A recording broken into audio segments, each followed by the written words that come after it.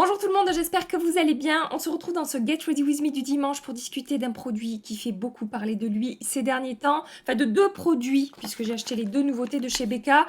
Le fond de teint, si on peut l'appeler un fond de teint Becca Zero. C'est un produit qui est censé être un fond de teint mais sans pigment en fait. Il va n'y avoir aucune couvrance dans ce produit, aucune teinte, ça ne va absolument pas corriger au niveau de la couleur, mais ça va plutôt être un produit qui va flouter les imperfections, flouter la peau, lisser un petit peu, matifier, contrôler l'excès de sébum, comme un primer, me direz-vous. Et c'est bien là toute la polémique. Becca vend ça comme un fond de teint et beaucoup réagissent en disant mais ceci n'est pas un fond de teint. Un fond de teint, c'est censé apporter une correction au niveau un petit peu de la couleur, avoir un tout petit peu de pigment à l'intérieur. Là, pour le coup, vous le verrez à l'application, ça fait 4 ou 5 jours que je le teste. C'est totalement transparent. Regardez, ça se présente comme ceci, c'est vraiment comme une pâte en fait. C'est assez épais, mais finalement après quand on l'applique, c'est assez fin. Je vous donnerai plus de détails au moment de l'application. Je vais également tester cette nouveauté-là de chez Becca. Alors autant j'allais dire la base, le fond de teint, je l'ai testé plusieurs jours avant de filmer cette vidéo. Autant ce produit, je ne l'ai pas testé. C'est le No Pigment Glass Highlighter. Donc c'est un produit qu'on peut utiliser sur le visage et sur les lèvres et qui va apporter un effet glass skin, un effet mouillé à la peau. Je serais curieuse d'avoir votre avis concernant ce produit dans les commentaires, que vous l'ayez testé ou non. Savoir, voilà, qu'est-ce que vous pensez de ce concept fond de teint sans pigment qui, en fait, voilà, s'apparente plus à une base de teint qu'à un fond de teint. Je vous attends. Venez papoter un petit peu avec moi. Avant de passer au teint, je vais quand même maquiller mes yeux. Je vais utiliser cette palette-là de Make Up Revolution, si j'arrive à l'ouvrir. C'est la Euphoric Foil en teinte House of Fun. Je vous avais présenté jusque-là l'autre teinte que j'adore, qui est la Sparkle Up, et je vais vous montrer deux ou trois fards en action sur mes yeux aujourd'hui. J'ai déjà appliqué ma Veil Eye Primer de chez Hourglass sur les yeux, et donc pour commencer mon maquillage, je vais prendre cette teinte qui est ici. Sachez que j'ai testé cette palette une fois, donc je n'ai pas encore testé tous les fards, et jusque-là ça s'est très bien passé comme pour la première. Je sais que certaines trouvent que la qualité est différente entre ces deux palettes, mais moi les fards que j'ai testés dans celle-ci jusque-là, je n'ai pas rencontré de problème.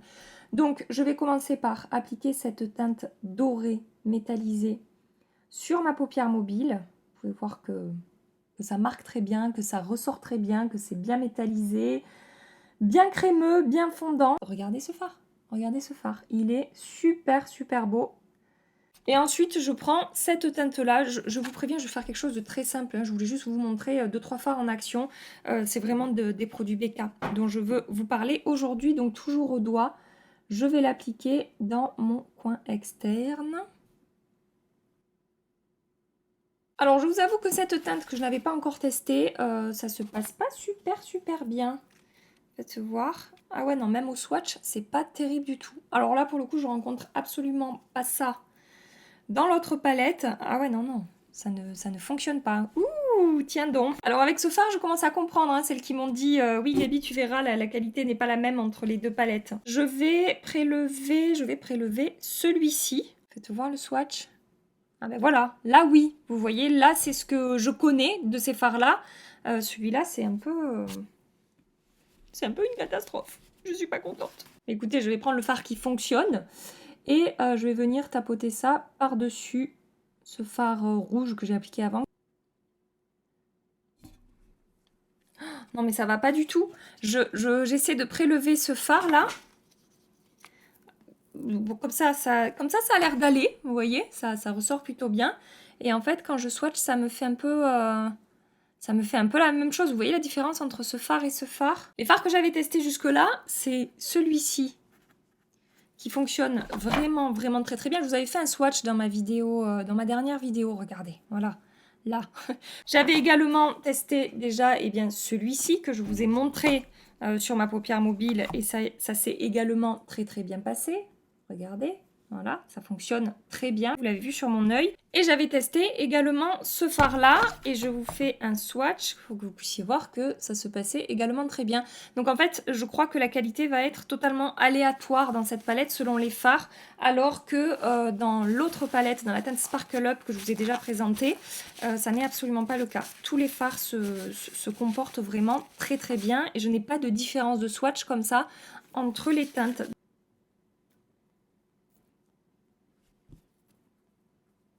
Bon, J'ai essayé de faire fonctionner ce fard-là qui ne swatche pas très bien non plus. J'arrive à faire ressortir la couleur, mais voilà, la texture, la pigmentation n'a rien à voir avec, par exemple, le doré que j'ai appliqué juste avant.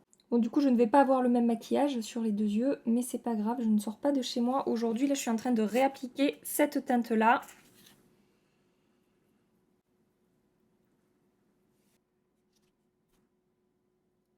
Hors caméra, j'ai appliqué mon mascara Lash Freak de chez Urban Decay que j'adore. Je vous en ai parlé dans ma vidéo favorite du mois de juillet. Je vous l'accroche ici, c'est ma dernière vidéo. Et donc, dans cette même vidéo, je vous disais que cette palette-là était également un favori du mois et que je venais d'acheter celle-ci et que je n'avais testé que 2 fards et que j'étais en train de la tester. Donc, vous aurez compris que même si finalement, bon voilà, j'ai réussi à construire un maquillage qui fonctionne et voilà, j'aime bien le rendu, ça se passe beaucoup moins bien qu'avec l'autre. Sachez-le, j'en ai fini pour cette palette et je vais maintenant passer à ce produit-là. Donc, le BK0 fond de teint virtuel sans pigment qui donc promet, laissez-moi vous lire les promesses, c'est un fond de teint qui utilise la technologie de lumière claire floutante qui diffuse la lumière autour du visage pour égaliser et flouter les imperfections sans pigment. Sa formule contient de l'acide hyaluronique pour hydrater immédiatement la peau, la rafraîchir et la sublimer en lui donnant un fini mat naturel. Utilisez une spatule, donc il y a une spatule à l'intérieur, pour appliquer le produit avec le bout des doigts, masser et tapoter doucement sur le visage. Quand on ouvre ce fond de teint, on a à l'intérieur, vous voyez, la petite spatule ici, et on a encore une protection en plastique. Et je vous remontre la texture de ce produit, c'est vraiment... je sais pas, c'est vraiment particulier, c'est entre le gel et la pâte, et c'est assez, ouais, c'est assez spécial. Regardez, c'est totalement transparent. Et alors sachez que cette base, qui pourrait paraître comme ça ultra siliconée, est sans silicone. Je vais l'appliquer sur la partie gauche de mon visage. Et laissez-moi zoomer, que vous puissiez voir de plus près ce qui va se passer. Et donc, personnellement, je suis plutôt d'accord pour dire que non, ce produit n'est pas un fond de teint, mais ce produit est plutôt un primer et que BK, ils sont un petit peu coquins d'avoir appelé ce produit fond de teint. En même temps, ils sont en train de faire un espèce de buzz avec ce produit. J'en entends énormément parler, en particulier sur les chaînes anglaises, les chaînes américaines. Je ne l'ai pas trop vu encore passer sur les chaînes françaises, mais j'ai vu Wayne Goss qui disait que vraiment ce produit, c'était... une catastrophe. Et j'ai vu également d'autres personnes qui disaient oui bon ça va, ça fonctionne à peu près, mais ça n'est pas un fond de teint, c'est un primer. Après, je pense que l'idée de BK derrière ce produit, c'est qu'ils ont voulu surfer vraiment sur la tendance du moment de no make-up ou des maquillages très légers, très naturels, plutôt en transparence, un petit peu lumineux mais pas trop. Mais bon, je trouve qu'ils ont poussé le bouchon un poil trop loin par rapport au nom de ce produit, par rapport au marketing autour de ce produit, de l'appeler un fond de teint, alors que clairement, pour moi, ça n'est pas un fond de teint. Et donc moi, je l'ai testé comme primer et je l'ai testé comme, voilà, tout seul comme ça sur la peau. Donc, je sais pas si vous pourrez voir, mais il s'est pas passé grand chose au niveau du floutage et du lissage de la peau. Je vois pas une grande différence. Alors, j'ai la peau toute douce, ça a peut-être un petit peu lissé ma peau, mais franchement, de très très très très loin, comme primer ou comme produit qui va un petit peu embellir ma peau, qui va m'apporter déjà un petit peu bonne mine, je préfère largement ma base Original Skin de chez Origins que ce produit BK0 qui finalement n'a pas vraiment matifié. Je sais pas, ça a un petit peu matifié, mais c'est quand même très très léger et qui a un poil lissé, mais pas vraiment flouté mes pores. Je sais pas comment vous dire, ouais, je sais pas, si je sais comment vous dire, je suis pas hyper convaincue voilà, par le rendu de ce produit sur la peau au moment de l'application. Après, si vous avez une peau sans trop de défauts, sans des boutons comme ça, sans des rougeurs, des imperfections, que vous cherchez quelque chose qui va juste peut-être un petit peu améliorer l'aspect de votre peau, pourquoi pas. Mais moi, vraiment, comme je vous dis, j'aurais tendance à vous conseiller d'autres primers, finalement, à utiliser tout seul que ce produit. Bon, je vais quand même l'appliquer de l'autre côté, maintenant que vous avez vu qu'il n'y avait pas vraiment de différence, et je pense que du coup à la caméra, vous n'aurez pas vu grand-chose, mais c'est parce qu'en fait il ne se passe pas grand-chose, tout simplement. Ce que je vais faire, c'est que je vais jouer le jeu moi aussi du no make-up. Je vais pas forcément appliquer de fond de teint, mais je vais venir faire de la correction avec avec un anti-cerne. Je vais utiliser un produit que je suis en train de tester. Je n'ai pas encore d'avis à vous donner par rapport à ce produit. Il s'agit de l'anti-cerne de chez Jouer. C'est le Essential Eye Coverage Liquid Concealer, donc anti-cerne liquide couvrance totale. J'ai pris la teinte crème café qui ne me convient pas énormément, mais c'est pas grave. Je veux continuer les tests parce que j'en ai énormément entendu parler.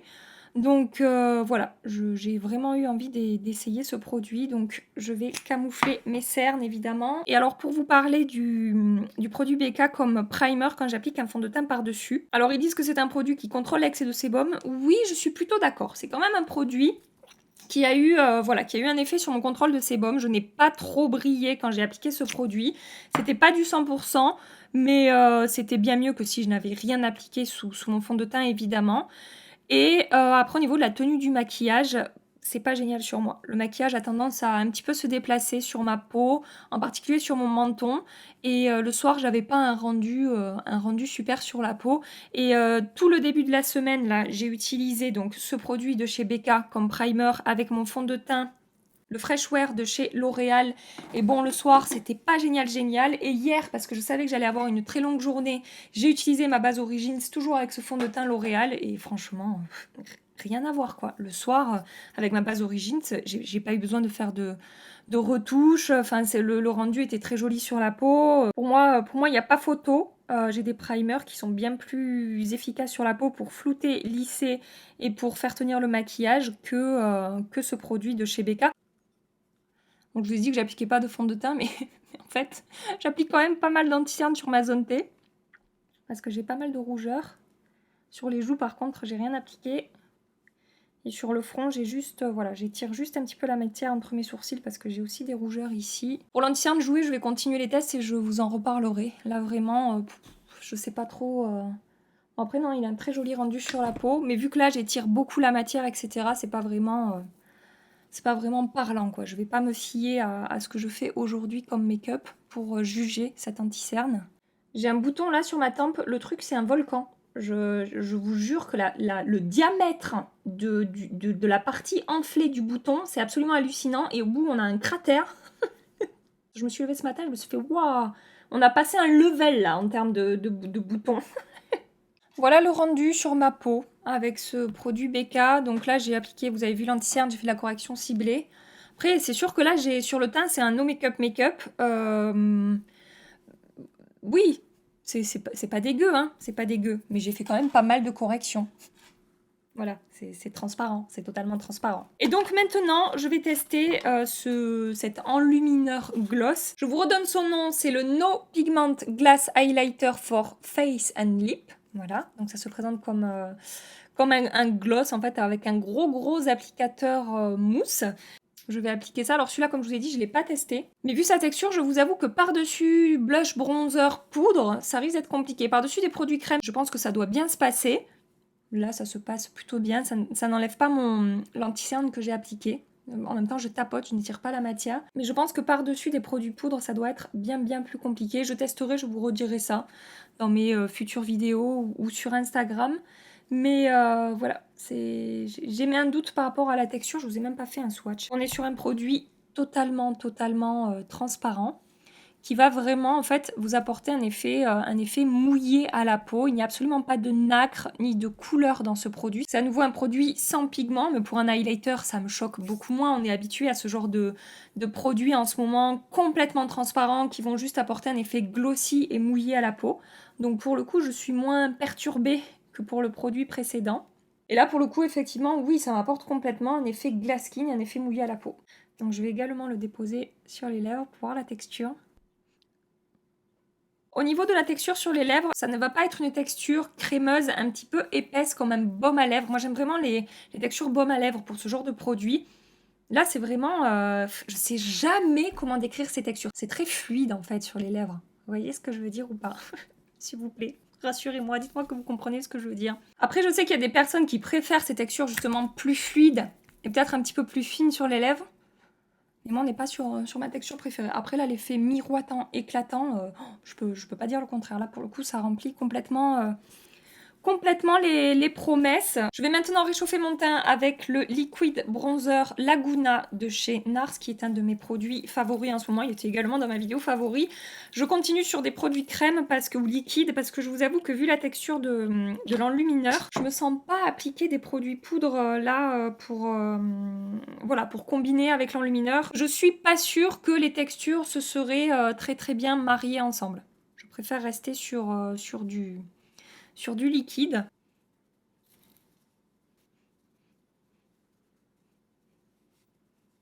Comme blush maintenant, je vais utiliser cette merveille-là de Charlotte Tilbury. J'adore ce blush crème. Il s'agit du Pillow Talk Lip and Cheek Glow que j'ai en teinte Color of Dreams.